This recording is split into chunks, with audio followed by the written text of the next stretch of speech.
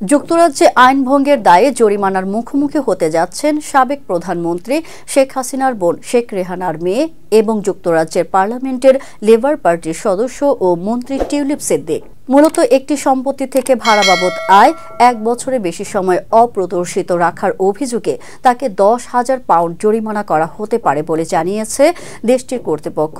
রোববার এক প্রতিবেদনে এ তথ্য জানায় যুক্তরাজ্য ভিত্তিক সংবাদ মাধ্যম ডেইলি মেইল। প্রতিবেদনে বলা হয়েছে, চলতি বছরের শুরু থেকে লন্ডনের একটি সম্পত্তি থেকে ভাড়া বাবদ আয় 1 বছরের বেশি সময় অপ্রদর্শিত রাখার অভিযোগে তার বিরুদ্ধে এই তদন্ত শুরু করেছিল পার্লামেন্টের স্ট্যান্ডার্ডস কমিশনার।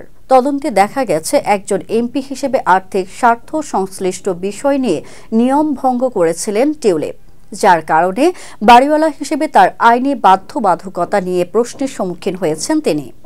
প্রতিবেদনে বলা হয়, 2018 সালে 8,85,000 পাউন্ড দিয়ে লন্ডনে একটি ফ্ল্যাট কেনেন টিউলিপ সিদ্দিক এবং তার স্বামী ক্রিস পার্সি।